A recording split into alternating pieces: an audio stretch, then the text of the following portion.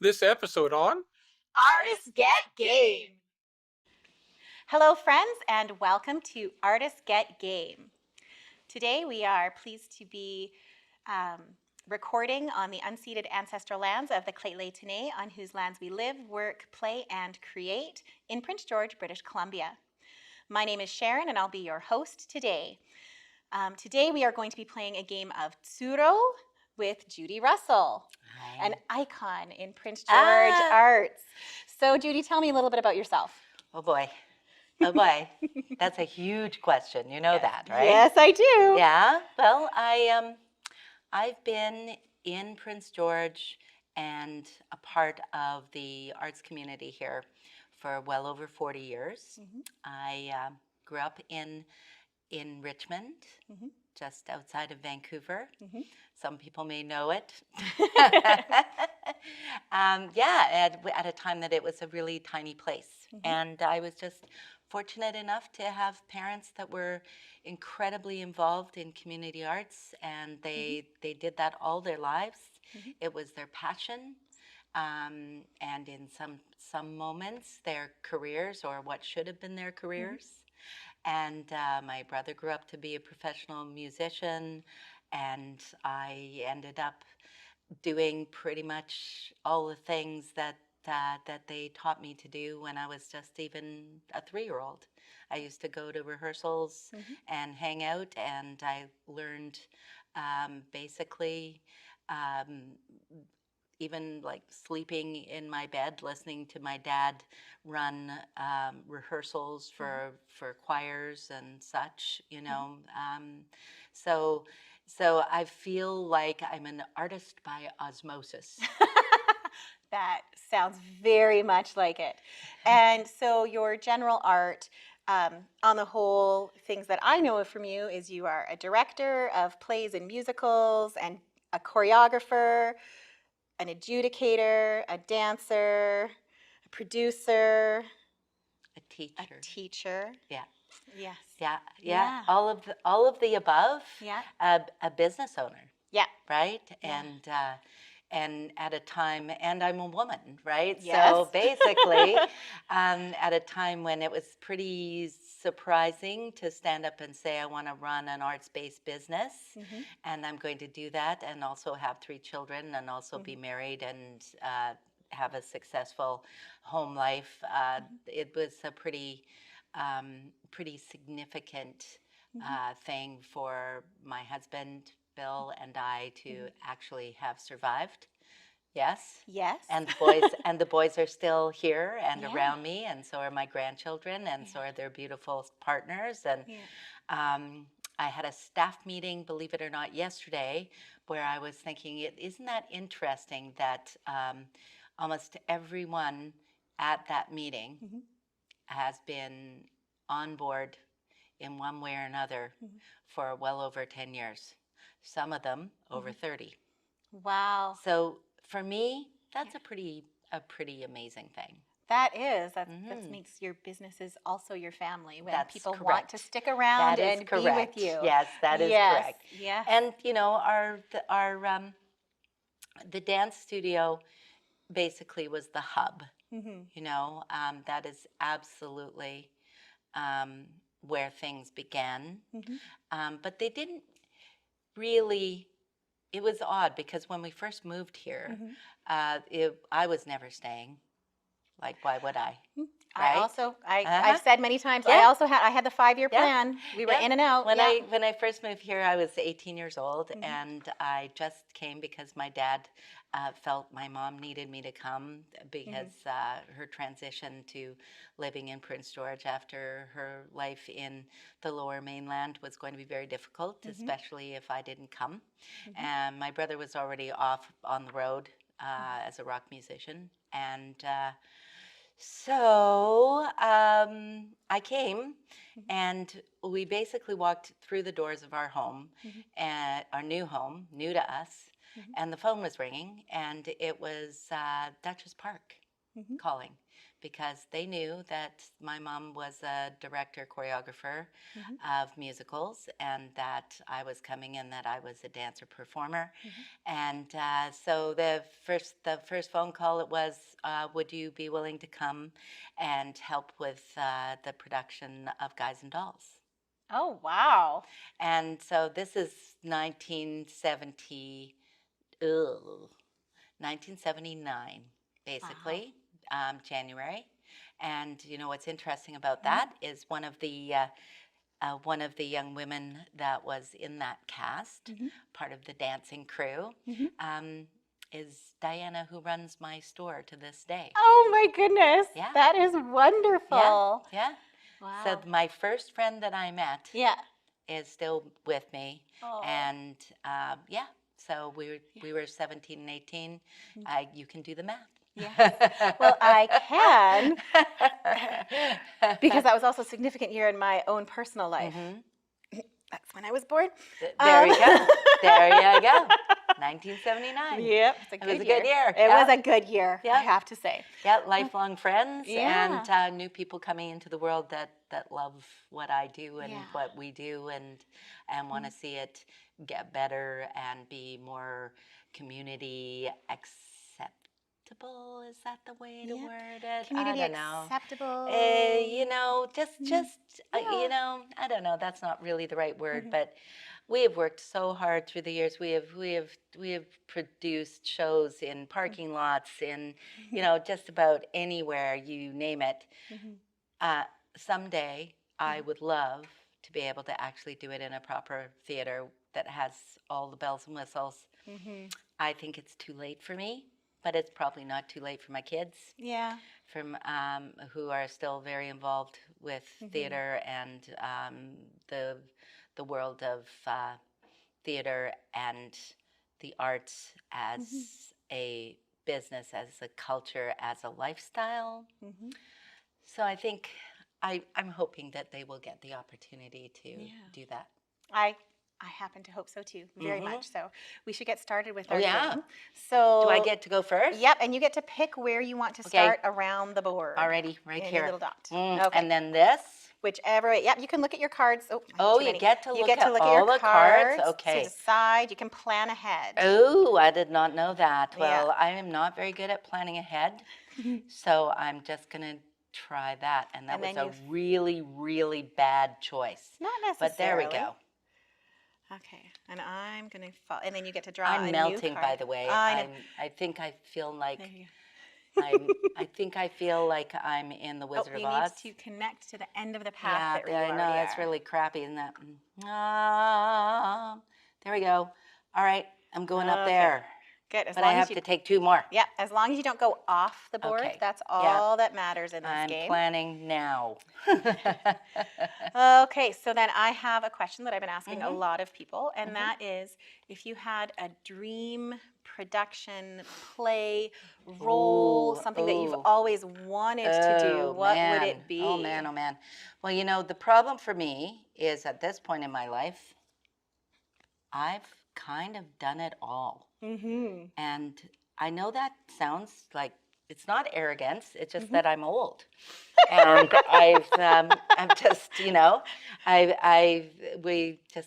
sometimes I just get myself going and I can't stop. You know, there were times there, I mean, we've done like well over 90 main stage shows, you know, well over. And you know, there were years where we were doing, you know, a Nutcracker recital, you know, the fundraising show for the youth company, 2 main stage shows, and you know, and then we do it again the next year, and then we're like, what are we doing? So that wasn't me saying that. That was my husband saying that. But you know, we got a little carried away sometimes, you know, but we really, you know, you don't want to waste your time, and you've got the whole machine happening, and you know, you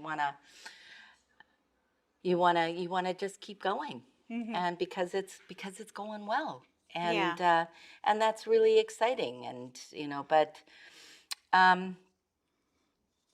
Yeah, that one might work.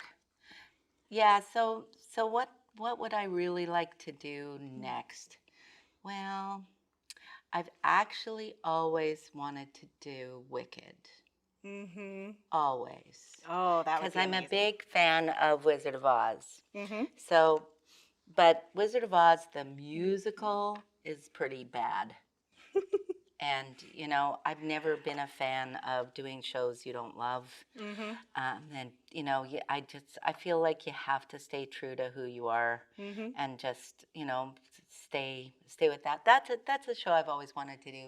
Mm-hmm. But the first big show that we did, um, this Bill and I, with a couple of other folks who co-produced with us at the time, um, was Jesus Christ Superstar, and it Mm-hmm. was a huge thing for us in our family life, in our community life, and our professional life, all those things.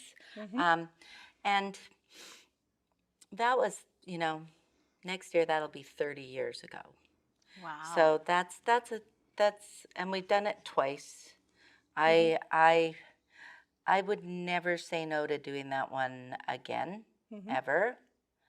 I don't know what I'm doing here, but it's interesting.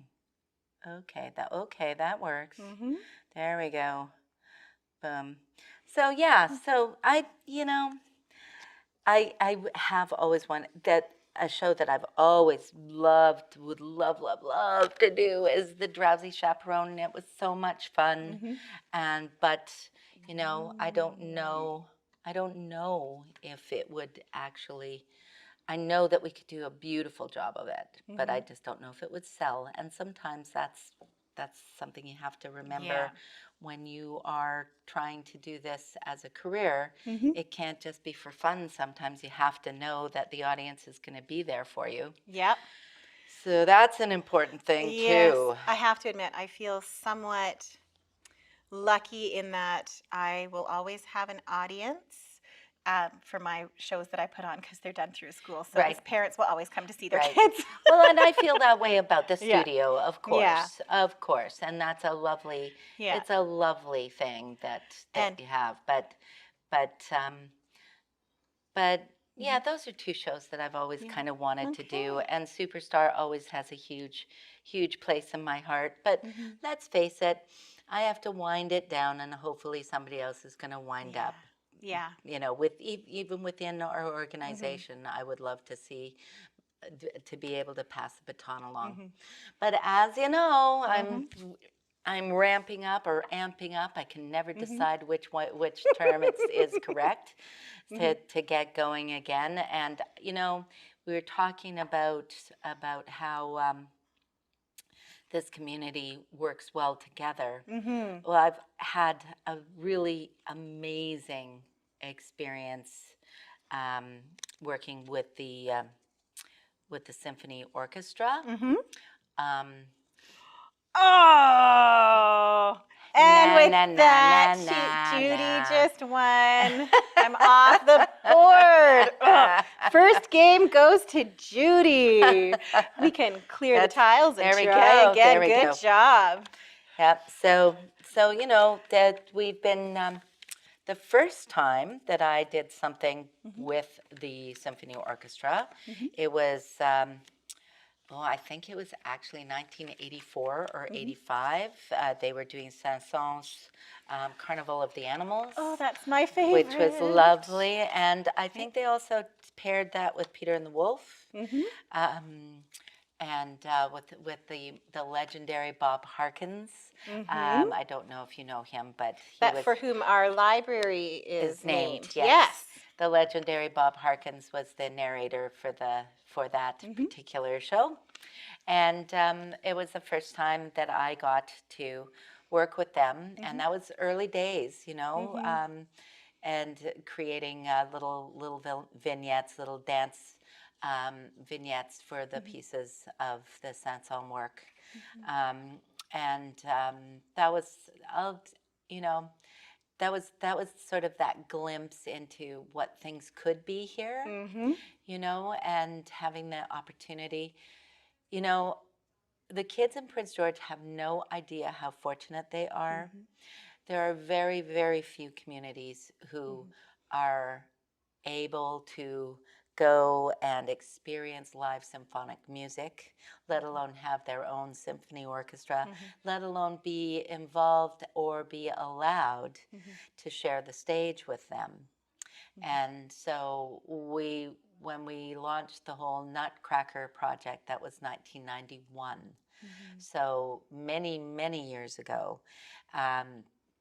So we've done a couple of other, you know, moments where we've done some collaborative things. Like we did do Oklahoma, and that was like with the Prince George Theatre Workshop before they completely dissolved. They were involved as producers of that show, and we brought in the symphony orchestra, and then Judy Russell Presents.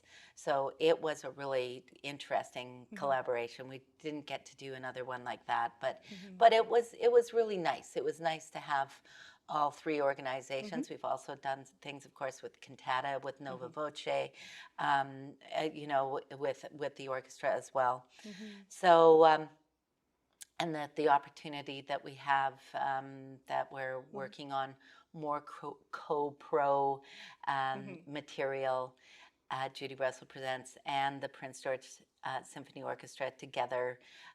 We just work great together. Yeah. And I always bring Robin Norman, Nova Voce, Yes. in, We had which her is here. great. Yes, we had her here for another episode. Yes, Yep. so I always, I love having her along. And she's been on board for many, many years.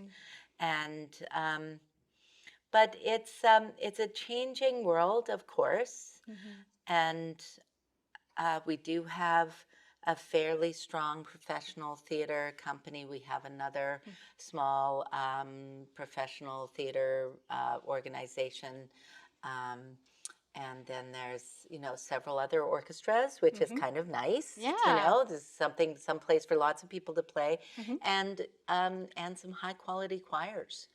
So, you know, we do have a lot going on in the community. I think that the also the folk and rock music scene is very, very strong here. There's a lot of bands and of all styles, you know, doing a really great job, and you know, with, various little pop-up areas for people to perform. Yeah. But we have to do that because we don't have a performing arts center. Yeah. And so I think that a lot of the styles of shows that are chosen for Prince George are indicative of the facilities that are available to us. So it makes it limited. It does. And it's tricky. It's like I cannot tell you how many times somebody has said, "Oh, why don't you do Phantom of the Opera?" And I said, because I don't have a facility that can handle that. Yeah. You know, we just don't. Yeah. And it's really sad. Well, what about the Playhouse? Well, the Playhouse is for plays. And it's very small, and it is not, it is not healthy right now. Yes, They're trying. It's trying to be given love, and let's hope that happens. Yes. Let's hope. Yes. You start or me? Yeah. You won, so you go first. Do I? Yep. Now, full disclosure, I know Judy because my children take classes, first started taking classes, and then... How long have they been doing that now? Well, I think my oldest son started taking dance with you when he was 5. Yeah, 5 or 6. Little. 5 or 6. Yeah. He is not little now. No. At 6'2". No. And still growing. And then my youngest is the very dedicated dancer now.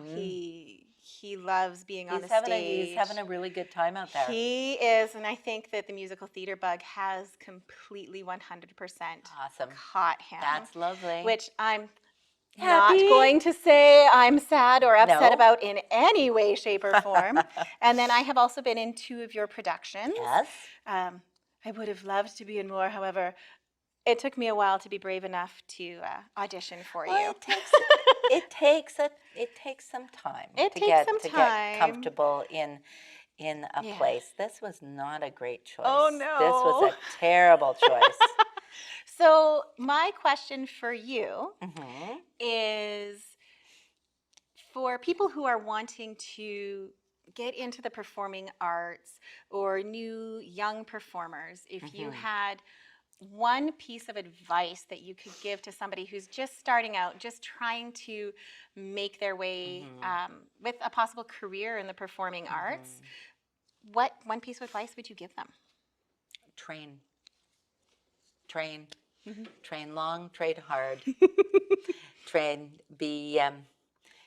Have the honest ability of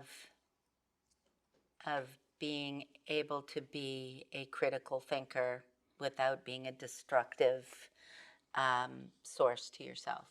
Okay, so to be able to take the feedback of, you're a little bit pitchy. Yep. And not being, I'm a terrible singer and I can't do anything. Exactly.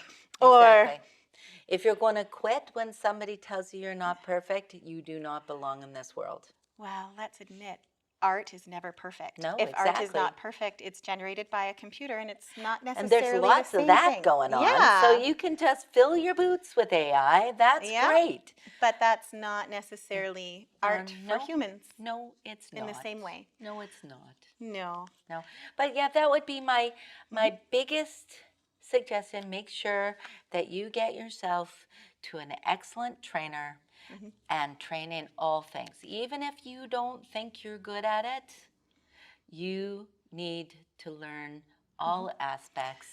You need to even, I know, yeah. You got to go right to the end of your path. Oh, cool. I get it. Yeah. Okay. Sorry, I didn't mean to interrupt your No, thoughts. you did. No, that's all good. It's all good. It's all good. Okay. No, that's what I would do. I would say you have to train and you have to trust your mentors and you have to not try to run before you can walk. I think that sounds like very sage advice. I told you, I'm old. I'm not quite as old. No, but not anywhere near. I do share the passion with you for educating young people and sharing art with them and helping them learn to take the risks in a safe environment, watching them fall and helping to pick them up, because we all know as artists we fall. Have you ever had a moment where something just did not work the way you wanted it to? And how were you able to pick yourself up from that? I don't know if that's a topic I love, Well, but that's no, I understand. Yeah, many times. There's many times that you think that things are going to work out and they do not, and then you're thinking, what the heck, you know? How do I? What happens if we run into each other? I kind of like that. No, that doesn't work, does it?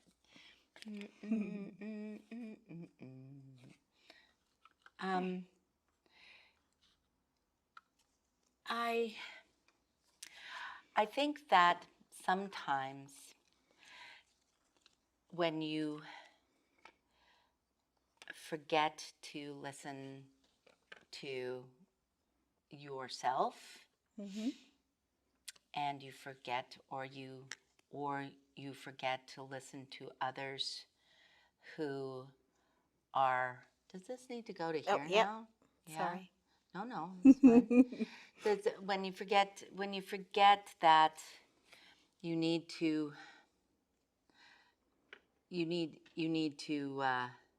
always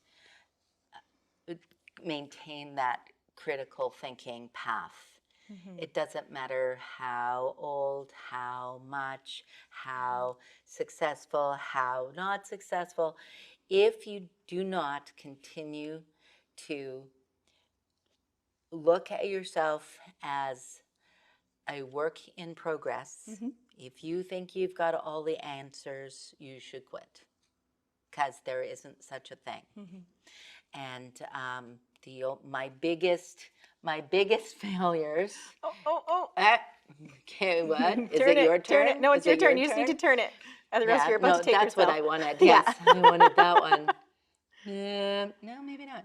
So, I think that when I forget to listen to myself,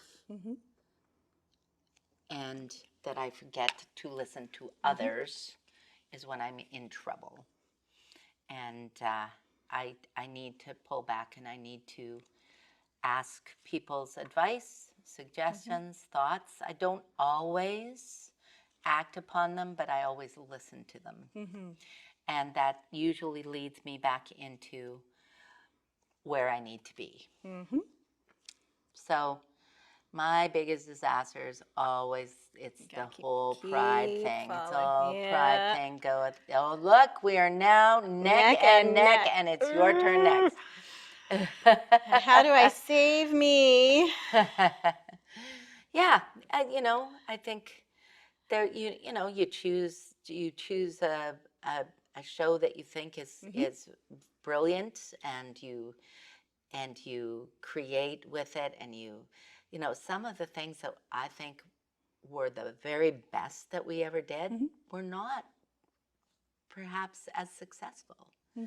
But then I have to decide, do I care that much whether it was successful financially, or do I care artistically and emotionally and with my integrally? How do I feel about it?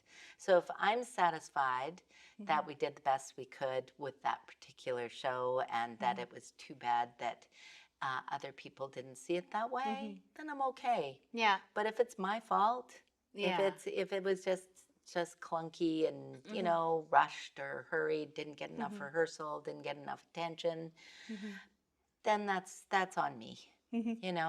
But we try not to do that kind of thing anymore. No. You live and learn. Well, I have to say, you have given me very good advice as a performer in the past, because I am someone who tends to get stuck in my own head. A little bit. And worrying so much that I'm not being good enough. And I've got incredible imposter syndrome at all times, that I'm not good enough at what I do. Well, I think we all do. And I think you have to have that a little bit, don't you? I think so. I think so. I've heard that there are people who don't. Yeah. Well, they're probably making, they're probably on a stage having people, listen to them, and no, never mind. I just, yeah. And I win. Good job. I sent you off the board, Judy. You did. Oh, good job. We have time, I think, for one more game, if you're okay with that. I know I'm getting really hard questions. I'm not trying to have really hard questions. No, it's good. I just don't know if sometimes the answers are quite what they need to be. But, as we all know, art is subjective, and people's lives and choices are, you know, and we're all, we're all basically just trying to fake it till you make it, right? Which is the imposter syndrome that you're talking about. Yes, it is. Very much. I was just lucky that I had parents that were educated and strong and talented, and were happy to teach me all my life. Yes. I was lucky. That doesn't happen very often. No. I didn't have to get sent off. I did get to go and do classes with other teachers and workshops in theater and music lessons and all those. I did get to do those things. I did get to go to post-secondary education.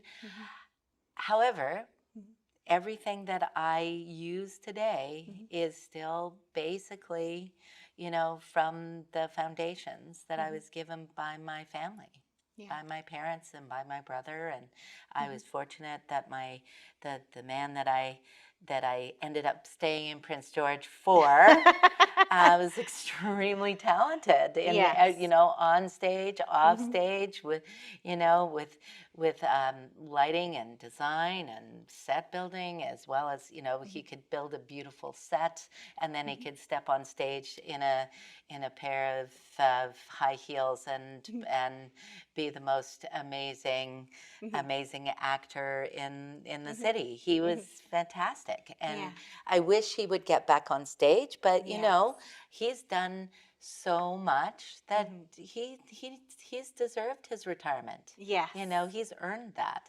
You know, maybe he'll get bored someday and jump back on stage. That would be amazing. That would be yes. awesome. Yes, the inimitable Bill Russell. He's quite something. He certainly is. And I have to say, in all of my own personal trepidations and fears, he has always made me feel comfortable on stage. Right. And I'm not going to lie, he made me the most beautiful wardrobe when I was a wardrobe. In 2019 with Beauty and the Beast, I got to be the opera singing wardrobe.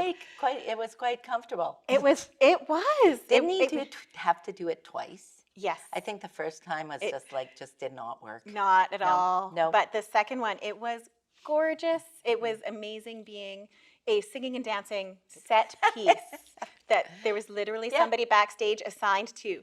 Let's move the wardrobe here and move. It was, I love those moments. What a lot of fun that was. So then my question for you is. I start. Yep. In all of your productions, do you have any incredibly funny moments that really stand out as one of those memorable things that people out in the audience may not have been aware were happening backstage? Well, one of the funniest ones for me personally was when I was actually when it was in high school, when I was playing Mrs. Franck in Anne Frank in grade 12. Okay. And I was very fortunate that my high school theater program was just so good, and we did some excellent work. And however, it was about the time that everybody was really into Tolkien, and so The Hobbit was like, everybody was reading The Hobbit, right? So there's this beautiful scene in Anne Frank, The Diary of Anne Frank, where they brought in a birthday cake. And it's a cake, you know, and everybody's so excited that this cake, and, you know, that show is so dark and so sad and so dreary, and this is one of those beautiful, shiny moments in this show. And fortunately or unfortunately, we did all of our theater in a room kind of like this in the round. And our theater teacher also designed all the sets, and it was like a maze. It was very, very interesting what he did. And anyway, so sure enough, the cake comes in, and they open up the cake, and it's of course got, you know, bright green and blue icing, and says "Happy Birthday, Bilbo" on it. And we're, you know, looking at this, trying to keep a straight face. And then they light the candles, and the beautiful young woman that's playing Anne leans in, and she's looking at me, and I'm like, a cake, right? We're just hanging on, and her hair lights on fire. Oh no! Back in the days where you were allowed to use real fire. Oh my goodness! So things got a little crazy, there. But that is one of those standout moments for me in in my whole little theatrical life performing. And there's so much stuff that's happened over the years, and so many things off stage, and some of them are but one that stands out completely is this amazing. We did a really amazing job of cabaret. And the first time around, we did it as dinner theater. Oh. And we did it, believe it or not, at the Ramada. And it was Bill built this incredible, it's like catacombs. He built like little cubbies for change rooms under and behind the set. Wow. You know, in the ballroom. It was amazing what was done there. But we were doing our dress and tech, and one of the wonderful actresses that was playing the role of I can't even remember the character's name because Sally Bowles? no, it's the Fräulein, the you know the I can't remember her name. the lady who kept vigil for the young sailors that showed up on a weekly or nightly basis.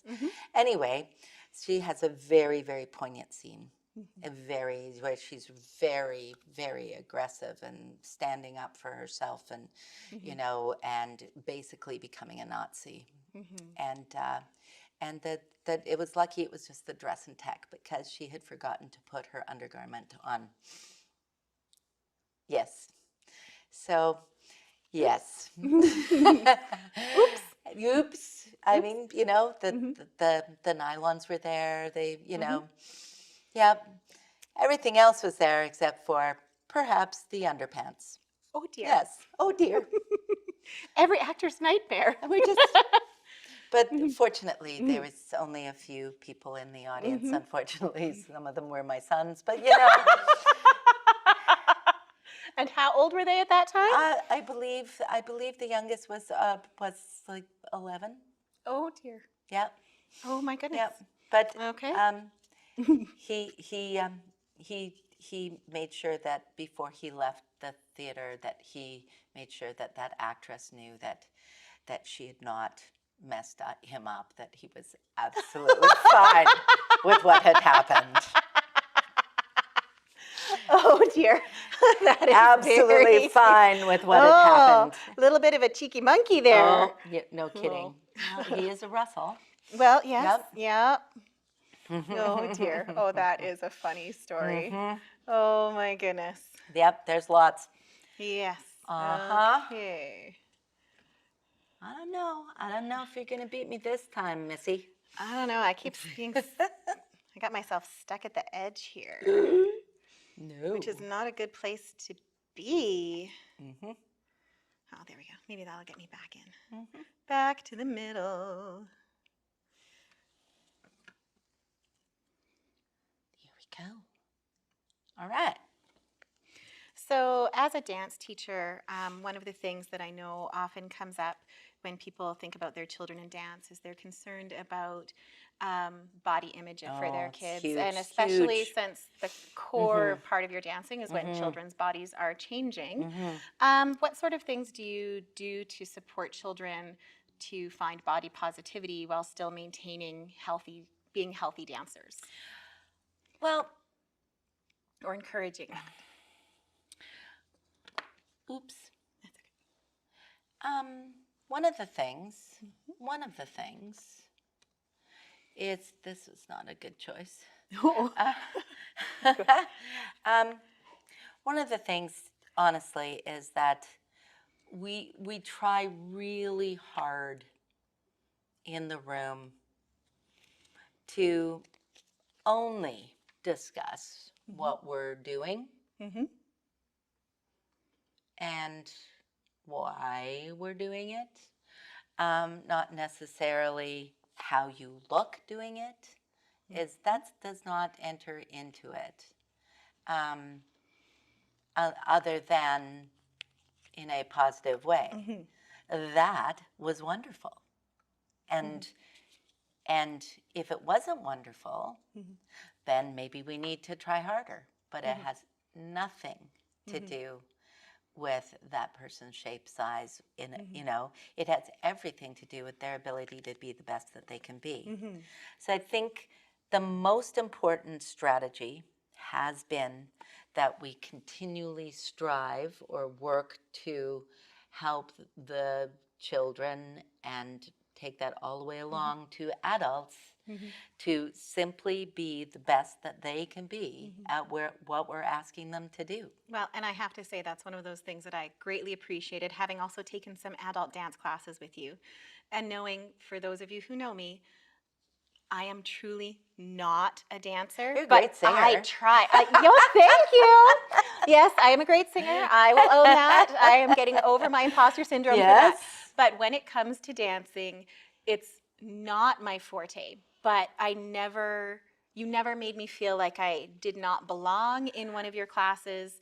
And I always have felt encouraged to, as you say, do the best that I can with what I've got. Exactly. And the problem happens, of course, when somebody is looking in the mirror and perhaps does not see what they want to see. And that becomes difficult. And I have a saying that I use all the time, and if you were to ask the kids, they would probably be able to parrot it for you. And that is truly, so what if I just run straight into you? Does that work? Well, because what's going to happen is I would continue along the path that you created for me. Well, that's and you would continue along the path. How appropriate. I would just hop over you. How appropriate. Well, Or- maybe we'll be a little kinder about that, and we'll go that away. Okay. So, I think I often use the term, I want you to use the mirror for good and not evil with the kids. Yeah. I often use that because they become hypercritical when they decide that they really want to be good at this. And that becomes, whoopsie, I'm out. Oh no! Done. So that becomes an issue, and you have to start to help them to see themselves the way that others see them, not the way that they see themselves. And you have to remind them that everyone has their gifts, and that there may be somebody in that room looking at them as though they are perfect. So what does that mean to that person who looks up to them and thinks that they're perfect, if that perfect person that they're looking at is complaining about how horrible they think they are? And that with being really talented comes a responsibility to respect that talent, to own that talent, and to understand that if you put that talent down, someone else who's looking at you who may not be as talented is going to feel even more upset that they can't share that kind of talent with people. So learning how to respect and respond to the responsibility of being talented is a big learning, is a big important part of the job, and that's something nobody teaches you or reminds you of until you're faced with it, and then you have to take it on. And it's hard because I know that student that is super hard on themselves, it has to be that way for them to go on. However, they may be destroying somebody else that's in the room while they're going through that process. Yeah. So it's a very tricky situation in a group learning setting. Yeah, it really is. And I have to say, although I am definitely not the greatest dancer in the world, I do not let it stop me. Well, you shouldn't. My music classes. Nobody should. My music classes, I like to tell people, and I've said it a few times, is the 5-hour Sharon show at school. We sing, we dance, and yes, all of my students have seen me do the goofiest dances but we are having fun. And I That's like to right. tell people, I don't care what your body looks like. If you have a body and you can move that body, you can dance. Well, let's face it, we moved before we made words. We sang, we made noises, we moved. Yeah. And that was communication. It was also entertainment. Yes. Right? Yes. And it was relationships. Yes. And so all of those things that we look at as arts and culture are actually the very backbone of everything that we are as human beings. Yes. And until the whole world warms up to that concept, we're going to be in trouble. Well, it does make things difficult. And let's face it, yeah. honestly, hockey is just dancing on ice with a stick. It really is. I have seen recently that there is a baseball league in the southern United States where all of the athletes are singing and dancing through the entire games. And I've got to say, I've always enjoyed ball. I like playing ball. But if I could play and sing ball at the same time, I'd be there. Well, and again, until we really recognize there is no us and them. No, it's I love all kinds of sports. Yeah. I'm not a super big fan of ice dancing or or figure skating because I just find it so clunky because I'm working so hard to make people look so beautiful with just their own bodies and have nothing else, to get in the way of what they're doing. I feel like the ice, helps you go faster, and and that's cheating, but.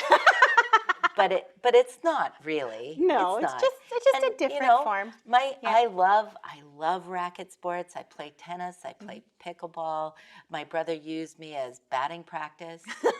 He used to throw everything that he possibly could at me, including playing tennis. He never ever. He's 5 years older than me, and he's 6'3", and.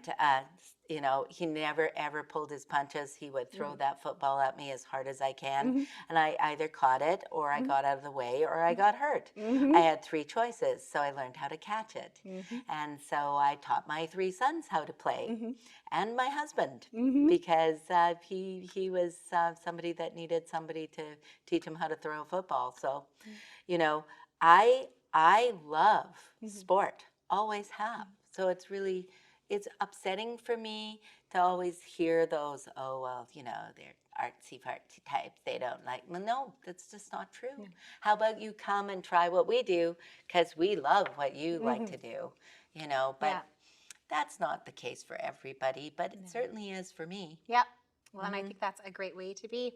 So we have had 3 games, and I think you won 2 out of 3. I think I did but too. I have a feeling you have practice. A little bit, but still, it's an interesting game. It is. Yeah, I think you might want to play that one with your grandkids. I think someday. it's an excellent idea. Yes. Yeah. Anyway, thank you so much for joining me welcome. Today on Artist Get Game. I would like to thank our behind-the-scenes crew, Chris Wood, our director, and Oren, our production assistant today. And once again, thank you so much for joining us on Artist Get Game. And thank you for joining us today, friends. Count of 3. Can we get an Artist Get Game? Artist Get Game on 3. Artist Get Game. Guest, Judy Russell. Host, Sharon MacDermott. Voiceover, Christopher S. Wood. Producer, Sharon MacDermott. Directed and edited by Christopher S. Wood. Production assistant, Oren Wood. Meow.